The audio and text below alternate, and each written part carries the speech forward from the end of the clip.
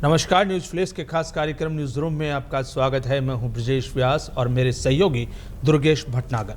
News room में हम बात करते हैं सत्ता के गलियारों के बनते बिगड़ते समीकरण हो, विवादित मुद्दे हो या फिर बेबाक बयान हो नेताओं के, या फिर मुलाकात हो। आज हम बात करते हैं मुलाकात की और शुरुआत भी दुर्गेश मुलाकात से करते हैं। प्रधानमंत्री मिलते हैं राष्ट्रपति से और उसके तत्काल बाद में गृह मंत्री मिलते हैं राष्ट्रपति से, तो कुछ तो मायने होंगे इसके। बिल्कुल, देखिए जो सबसे इम्पॉर्टेंट मामला है वो है अभी राज्यसभा जिस तरीके से बिना नेतृत्व के अभी चल रही है। सभापति जरूर है लेकिन उपराष्ट्रपति की जो है वो कमी है। 9 तारीख को जो है वो उनका चुनाव होगा जी। और अब प्रक्रिया शुरू हो जाएगी क्योंकि बहुत ज़रूरी है और राज्यसभा में बहुत इम्पॉर्टेंट है। कारण ये है कि आने वाले समय में बहुत सारे बिल हैं ऐसे जो जिन बिलों के ऊपर जो है बीजेपी जो है उनका कोर एजेंडा के साथ चल रही थी, उन बिलों को पास करना है। तो ऐसे में ऐसा व्यक्ति जो बीजेपी की रीति नीति और राज्यसभा को प्रॉपर वे में चला सके, इस तरह की अंदर खाने खबर ये है दुर्गेश की, या लोगों में चर्चा है, इसको यूँ कह लें कि ये अचानक से ये जो बेचैनी है ये बढ़ गई है सरकार में। बिल्कुल, अलग अलग लोगों के अलग अलग हैं। सोशल मीडिया में आप जानते हैं आजकल अलग अलग ट्रेंड चलता है। बिल्कुल। कुछ लोग कह रहे हैं कि सरकार को कहीं लग रहा है कि ऐसा ना हो कि जो वोटिंग के समय कोई दिक्कत हो और इसलिए कोई ऐसा स्थिति पैदा नहीं हो, इसलिए राष्ट्रपति से बार बार गृह मंत्री और प्रधानमंत्री दोनों बारी बारी से मिलते हैं। ये भी कहा जा रहा है कि इस पद पे व्यक्ति को लेकर के संघ और सरकार के बीच भी कुछ दूरियां हैं। जो पहले राष्ट्रीय अध्यक्ष को लेकर के तय नहीं हो पाई, तो अब राष्ट्रपति को लेकर के वो चाहते हैं। तो कहीं ना कहीं कोई न कोई बेचैनी या कोई न कोई ऐसा स्थिति है कि ऐसी जिसको लेकर के आखिरकार एक ही दिन में दोनों को मिलना पड़े और वो भी एक के बाद एक। तो ये कुछ देखिए बहुत कुछ चल रहा है क्योंकि मोदी सरकार में हमने देखा अप्रत्याशित तौर पर चीज़ें सामने आती है, एकदम चीज़ें सामने आती है और हमेशा चौंकाने वाले निर्णय जो है प्रधानमंत्री के देखने को मिलते हैं। अभी 2 जो सबसे बड़े जो ध्रुव नजर आ रहे हैं वो आ रहा है, एक तो राष्ट्रीय अध्यक्ष का चुनाव और दूसरा उपराष्ट्रपति का चुनाव। इन दोनों को लेकर, और दोनों ही बहुत इंपॉर्टेंट हैं क्योंकि आने वाले समय में सरकार के लिए बहुत जरूरी है, बहुत जरूरी है। संगठन भी हाथ से ना निकले और ये सभाएं भी, चाहे राज्यसभा हो चाहे लोकसभा हो, उस पर भी कंट्रोल पूरा रहे।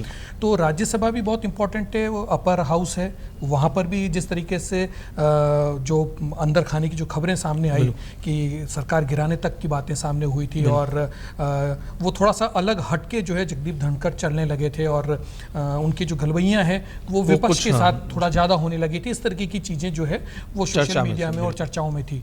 तो हो सकता है ये सारी जो चीज़ें हैं ये जो है वो थोड़ा सा सरकार को और संगठन को थोड़ा सा असहज कर रहा है। देखिए समय जैसे जैसे बढ़ेगा उसके बाद चीज़ें और कुछ क्लियर होंगी, लेकिन प्रधानमंत्री की बॉडी लैंग्वेज को हम देखें तो उसमें कोई चेंज नहीं है, उसमें वही आत्मविश्वास नज़र आ रहा है जो पहले। बिल्कुल, लेकिन वो होता है ना कि दूध का जला भी छाछ को फूंक फूंक के पीता है। तो जो जगदीप धनखड़ वाले मामले में रहा, इसलिए वो चाहते हैं कि ऐसा कोई कैंडिडेट उपराष्ट्रपति बने जो इन सारी चीज़ों को जो है संगठन को भी साथ सके, सरकार को भी साथ सके और जो राज्यसभा है उसका जो फ्लोर मैनेजमेंट है उसको भी बहुत अच्छी तरीके से चला सके। तो इसको लेकर थोड़ा सा शायद मंथन जो है वो बहुत ज़्यादा होता है। एक अजीब सी बात है कि प्रधानमंत्री राष्ट्रपति से मिलने जाते हैं, गृह मंत्री राष्ट्रपति से मिलने जाते हैं, यहाँ के मुख्यमंत्री भजनलाल शर्मा वो दिल्ली जाते हैं, वो अपने आला नेताओं से मुलाकात करता है। मतलब कुल मिला के मेरा कहने का मतलब है कि राजनीतिक सरगर्मियाँ तेज है, चाहे वो केंद्र में हो या राज्य में हो। लेकिन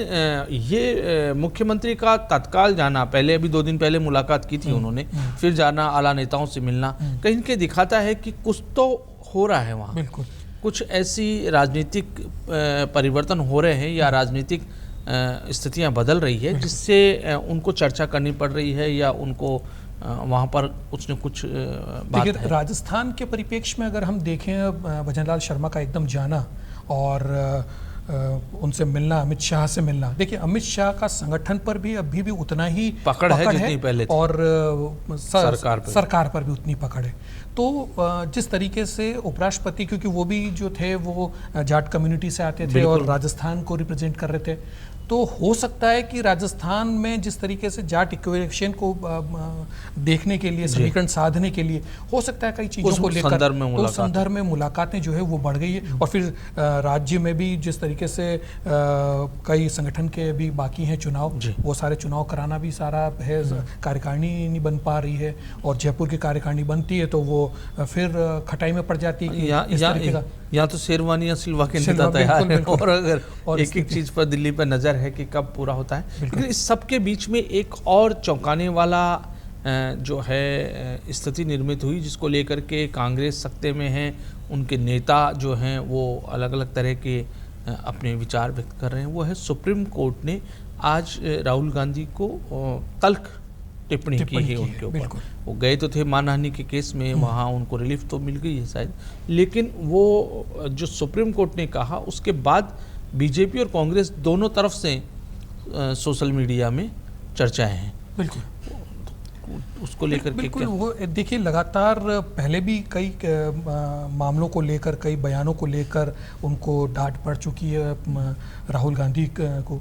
वो जिस तरीके से उनका बात करने का तरीका होता है, जिस तरीके से वो जिन बातों को लेके जाते हैं, बिना या तो होमवर्क के सारी चीज़ें हो रही है, इस वजह से या संगठनात्मक तौर पर उनको चीज़ों को ढंग से बताया नहीं जाता।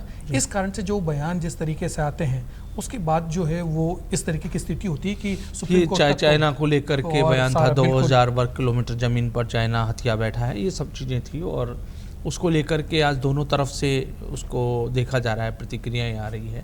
बहरहाल सुप्रीम कोर्ट का मामला है, और ये तो सुप्रीम कोर्ट बेहतर तरीके से हर मामले को देखते हैं, वहाँ विद्वान जन बैठे हैं।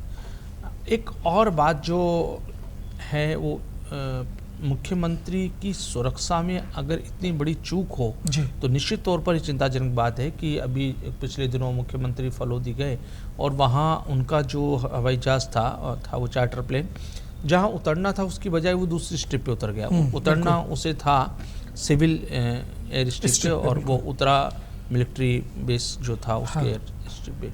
तो एक्चुअली जो अभी तक डीजीसीए की जो बात आई है सामने, उन्होंने वैसे तो उन दोनों पायलटों को जो है वो हटा दिया है, उनको भी निलंबित कर दिया है, चार्टर्ड प्लेन है, और वो एक्चुअली प्राइवेट कंपनी का सारा है।